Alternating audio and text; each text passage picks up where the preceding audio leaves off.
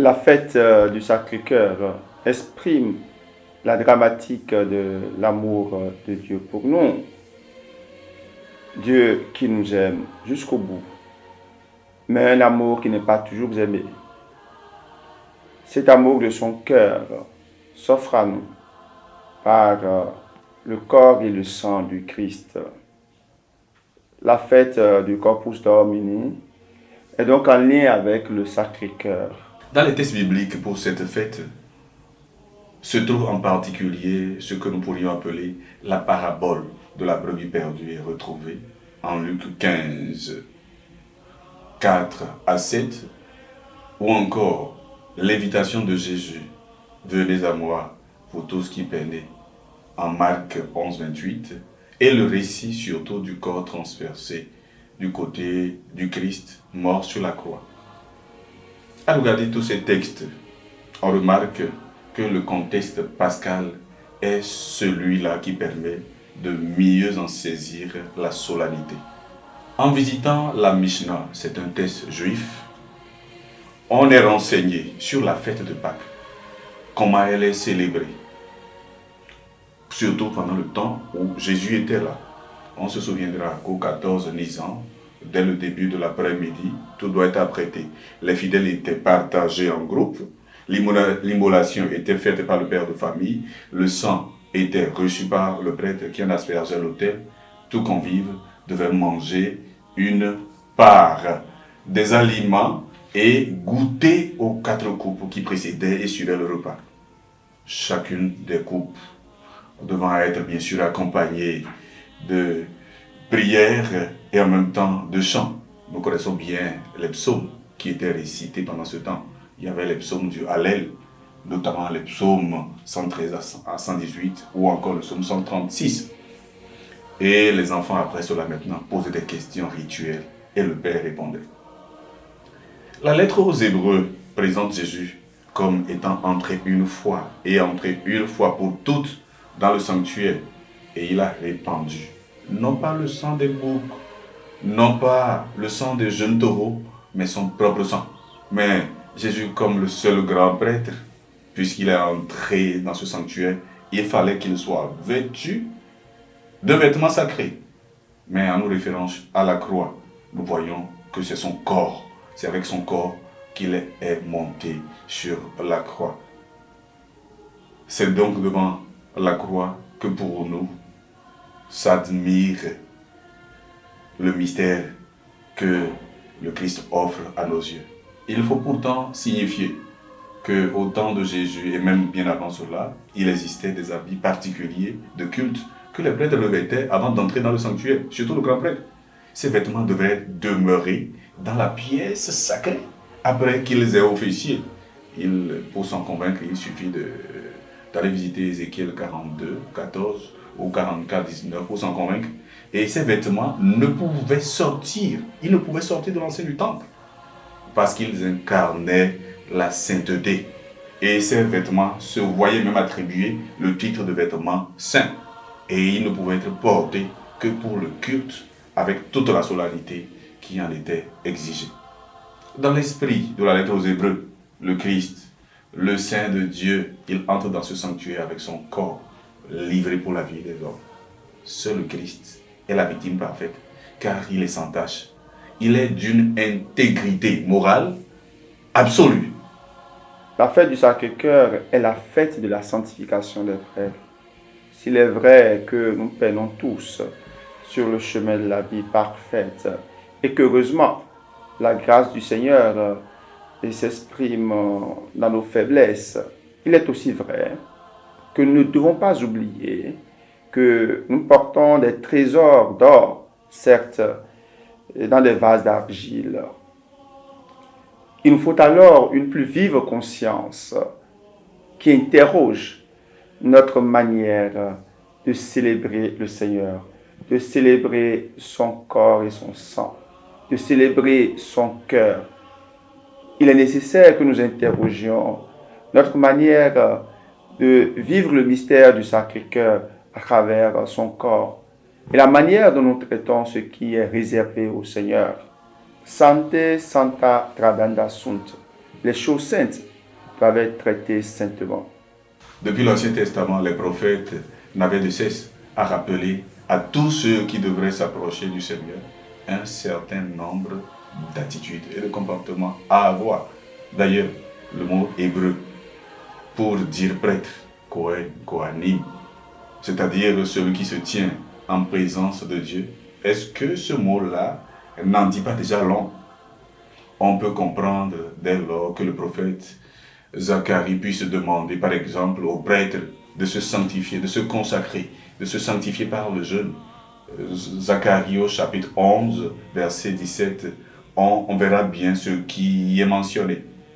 Et donc les prêtres se devaient de se consacrer avant certains services. Le prophète Malachie lui-même au chapitre 2, verset 1 à 9, il énonce les exigences d'un service fidèle à l'autel. Et tout comme Osée lui-même le ferait, Osée 4, 4 à 19, il annonce les châtiments que les prêtres qui n'obéissent pas à tout cela pourraient encourir. Le service de l'autel donc nécessite davantage la présence au Seigneur, être présent au Seigneur pour éviter le sort par exemple qu'ont encouru les fils d'Aaron, Nadab et Abihu, eux qui ont été punis en Lévitique 10 verset 1 parce qu'ils ont utilisé un autre feu, un feu profane plutôt que d'utiliser celui de l'autel. De façon générale, il nous faut vraiment comprendre avec Saint Paul que la coupe de bénédiction que nous bénissons est communiée au sang du Christ et que le pain que nous rompons est communié au corps du Christ. En 1 Corinthiens, chapitre 10, verset 21, Saint Paul nous avertit sous la forme d'une question rhétorique et il nous invite à ne pas provoquer le Seigneur. En 1 Corinthiens, chapitre 11, verset 27 à 32, son ton est encore plus grave. Il nous dit ceci: c'est pourquoi celui qui mange le pain du Seigneur ou qui boit de sa coupe de façon indigne sera coupable du péché envers le corps et le sang du Seigneur. Que chacun donc s'examine soi-même et qu'il mange alors de ce pain, qu'il boive de cette coupe. Car si quelqu'un mange du pain et boit de la coupe sans reconnaître leur relation avec le corps du Seigneur, il attire ainsi le jugement sur lui-même. C'est pour cette raison que beaucoup d'entre vous sont malades. C'est Paul qui continue de s'exprimer ainsi. Beaucoup d'entre vous sont malades et faibles, et que plusieurs sont morts. Si nous commencions par nous examiner nous-mêmes, nous éviterions de tomber sous le jugement de Dieu.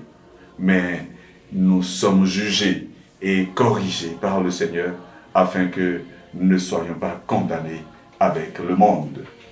Il existe donc une manière de vivre et de célébrer l'Eucharistie.